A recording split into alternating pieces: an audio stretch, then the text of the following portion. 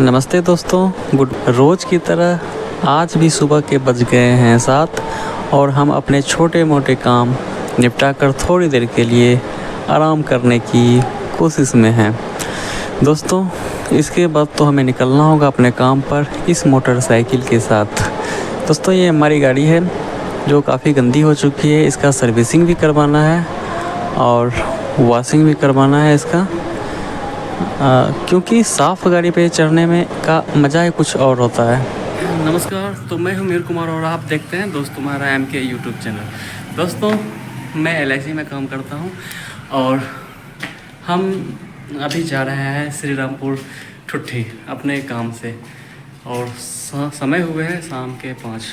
तो ये हमारे गांव की प्राकृतिक सुंदरता है कि सड़क के दोनों किनारे आपको हरे भरे पेड़ पौधे लगे हुए मिल जाएंगे। बाकी AC में बैठने वाले लोग तो मोबाइल में ही पेड़ पौधे लगाते हैं और उल्टे सूर्यदेव को कोसते हैं कि इतनी गर्मी क्यों है।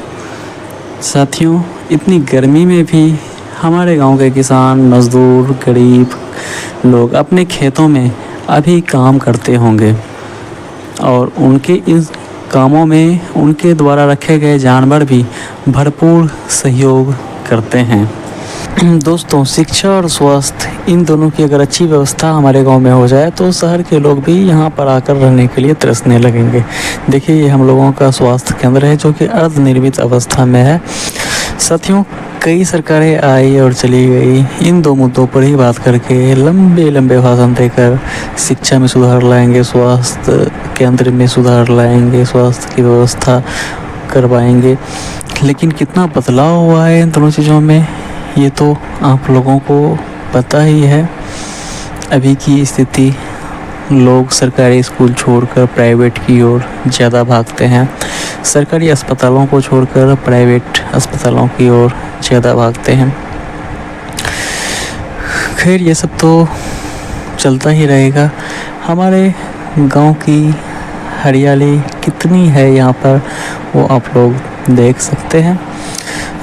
साथियों, कभी कभी हमें लगता है कि सूर्य देवता भी हम जैसे गरीब लोगों के लिए ही निकलते हैं और उतनी ही गर्मी देते हैं जितना कि एक गरीब किसान, मजदूर ये सब बर्दाश्त कर सके, क्योंकि हम लोगों के पास रिमोट कंट्रोल नहीं होता है टेम्परेचर कम और ज़्यादा करने का।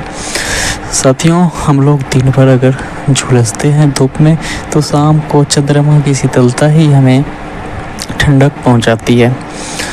तो कभी कभी हमें लगता है कि घर में लगे पंखे भी अगर थोड़ी सी बारिश आ जाए तो बिजली व्यवस्था ठप हो जाती है, थोड़ी सी हवा चल जाए तो बिजली व्यवस्था ठप हो जाती है। तो हम लोग बिजली आने से पहले बारिश लाने की कोशिश करते हैं और ईश्वर से प्रार्थना करते हैं कि जल्दी से बारिश हो जाए। साथियों, अगर सूर्य देवता और चंद्रमा हम लोगों के लिए ही है तो फिर हम लोग गरीब कैसे हुए? हम लोगों से ज़्यादा अमीर कौन हो सकता है? देखिए, सड़क के किनारे नदी का एक बहाव है, एक नदी है। कितना खूबसूरत लगता है कि अगर आप सड़क पे चल रहे हैं और पास ही से नदी भी गुजरती हो तो कितना बहुत खूबसूरत नज़ारा होता है ये। तो साथियों, अगर सूर्य देवता और चंद्रमा भी हम लोगों के लिए ही है तो हम लोग गरीब कैसे हुए? क्योंकि करोड़ों रुपये खर्च करके अमीर लोग इसका मज़ा आनंद नहीं ले सकते जो कि हम लोग फ्री में रोज़ महसूस करते हैं। इसीलिए हम लोगों को सभी मौसम का मज़ा लेना चाहिए, क्योंकि गर्मी में भी गर्मी होना भी ज़रूरी होता है, सर्दियों में सर्दी भी ज़रूरी है, बरसात में बरसात का पानी भी ज़रूरी होता है सभी लोगों के लिए। तो इसलिए सभी मौसम का एक विशेष महत्व है। साथियों, बचपन में हमको सिखलाया गया था कि हमेशा सच बोलना है, झूठ नहीं बोलना है, जिसकी वजह से बचपन में मेरी पिटाई भी सबसे ज़्यादा होती थी। स्कूल से भी भागते थे तो सुबह सच बताना होता था। वही आदत अभी तक मेरी बनी हुई है, जिसकी वजह से हमें LIC की पॉलिसी लोगों को देने में थोड़ी बहुत परेशानी होती है, क्योंकि हम अपने कस्टमर को सब कुछ सही सही बताते हैं, उनके सामने कैलकुलेट करके उनको दिखाते हैं, उनको जो भी पॉलिसी देते हैं उन पॉलिसी से होने वाले फ़ायदे के बारे में बताते हैं, उनका सारा टर्म्स एंड कंडीशन भी सब कुछ स्पष्ट रूप से बताते हैं, जिसमें किसी पर भी प्रकार का कोई भी झूठ नहीं होता है। तो बहुत सारे कस्टमर तो खुश रहते हैं, लेकिन कुछ कस्टमर नाराज़ भी हो जाते हैं, क्योंकि उन्हें अच्छा लगता है कि हमें ज़्यादा पैसा मिले, हमें यहाँ से मिले, वहाँ से मिले, ऐसे मिले, वैसे मिले। कुछ मन में बातें होती होंगी उन लोगों को, तो फिर भी मुझे कोई तकलीफ़ उनसे भी नहीं होती है, क्योंकि वो भी तो मेरे अपने ही हैं। और वैसे भी हमें LIC में बताया जाता है कि बीमा आग्रह की वस्तु है, लेकिन सच बोलकर बीमा बेचने में मुझे भी मज़ा आता है। और मैंने ये चीज़ महसूस किया है कि जब भी मेरा टारगेट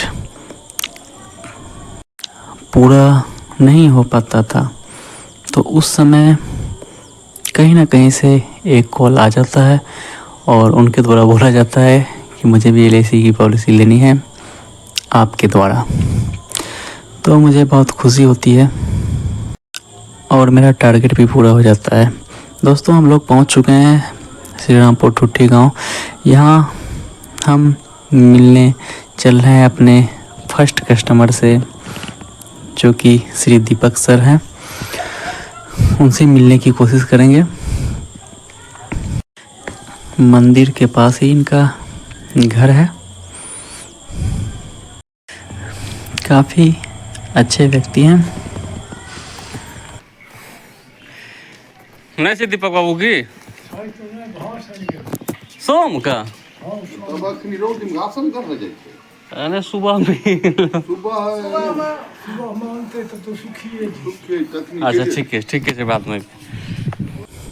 तो साथियों, इनसे तो मुलाकात नहीं हो पाई, क्योंकि ये अपने काम में भी गए हुए थे, लेकिन इन्होंने मेरी काफ़ी सहायता की है, हेल्प। तो इसके लिए इनको धन्यवाद। और वैसे भी मेरे सभी कस्टमर को भी धन्यवाद, क्योंकि LIC की पॉलिसी एक दूसरे की सहायता के बिना थोड़ी मुश्किल होती है।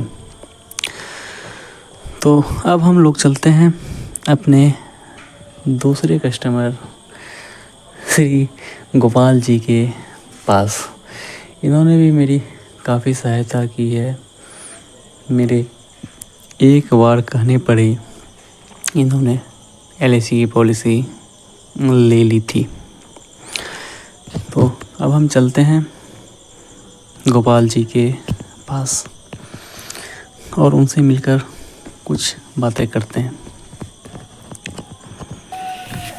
लगता है गोपाल जी भी अपने घर पर अभी नहीं है। से गोपाल जी की आवा बोले अच्छा